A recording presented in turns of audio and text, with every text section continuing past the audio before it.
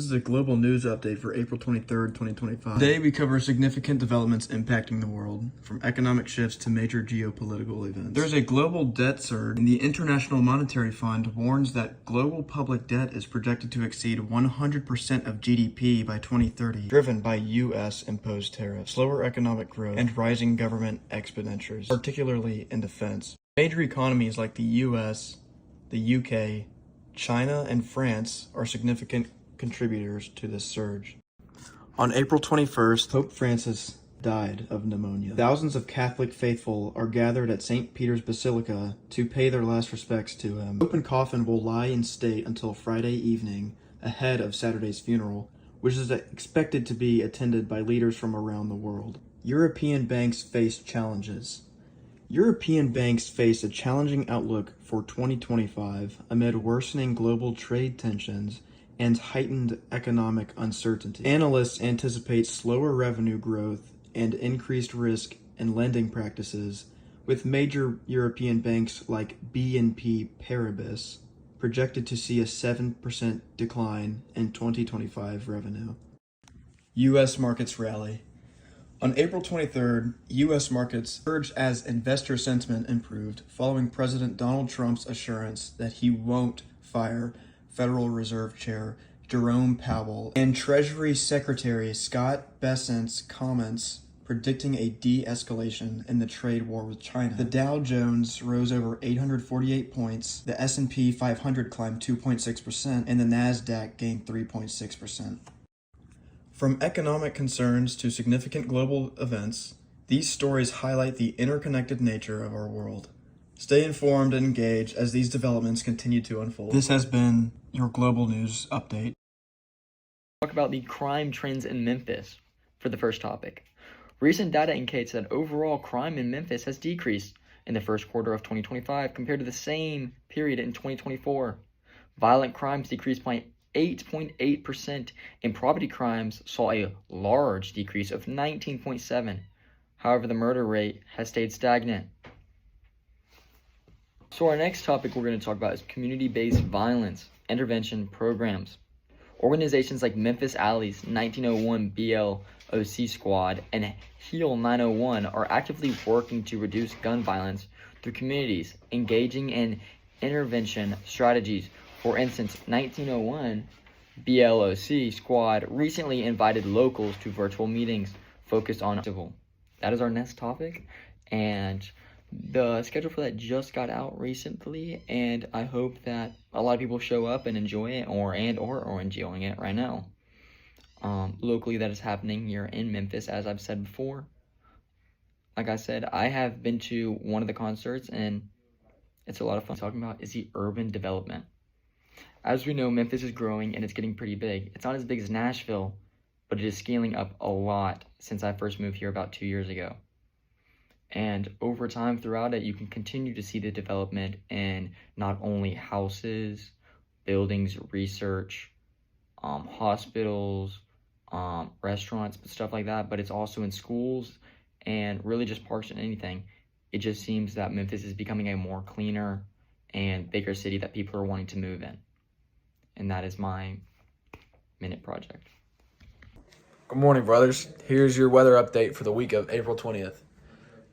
Sunday, we expect a pleasant start to the week with partly cloudy skies and a high near 72 degrees. Overnight lows will dip to around 59 degrees, and a light breeze will keep things comfortable. On Monday, we're going to see a slight cool down as temperatures reach a high of 70 degrees with mostly sunny conditions. Lows will be around 57. No rain is expected. Another beautiful day begins on Tuesday with highs near 72 degrees and clear skies. Expect a calm evening with temperatures dropping to around 59 degrees. On Wednesday, warmth returns with highs around 73 degrees. Skies will be mostly cloudy with thunder and rain coming in the afternoon, and overnight lows will be near 59 degrees.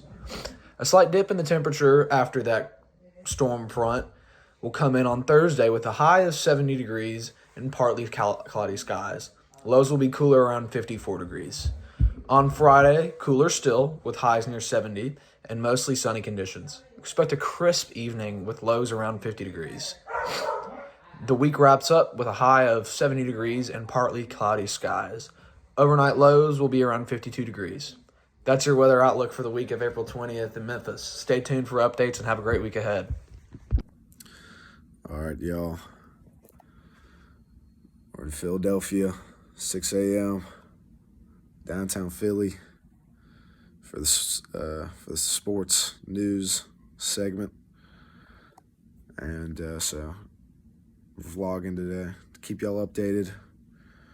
Memphis sucks. The Grizzlies lost by 50 on Easter.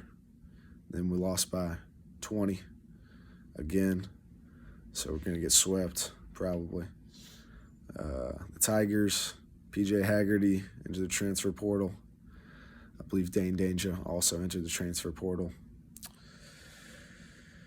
Christian Brothers beat MUS in lacrosse last night.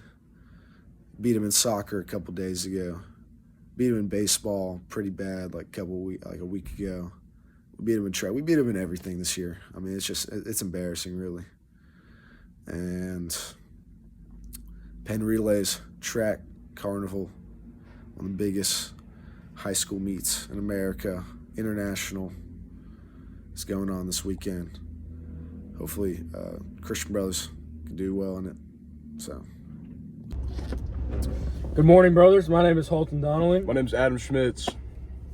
Today I'm going to bring you your latest Christian Brothers news. Okay.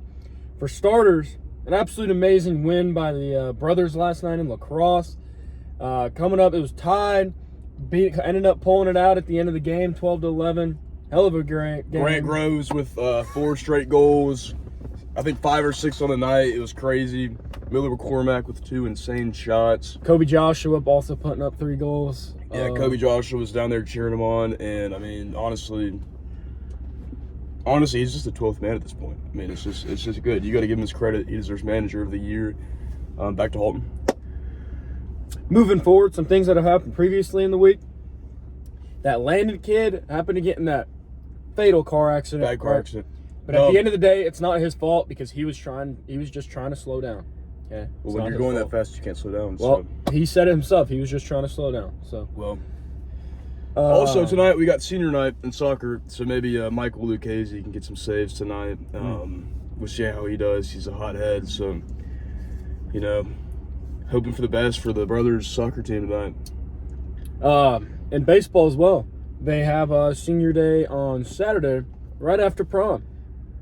Yeah, we'll see how that goes. Hopefully, hoping to pull out a good W. Moving forward into the season. The brothers got a rally on Saturday for senior night. They can do it though. There's Luke Acree. Speaking of Luke Acree, he's been hitting the gym a lot. He's getting big, and don't mess with Luke Acree pretty much. Finley McCullough also has the biggest truck at the school.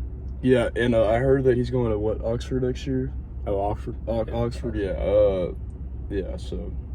All right, guys, and back to you.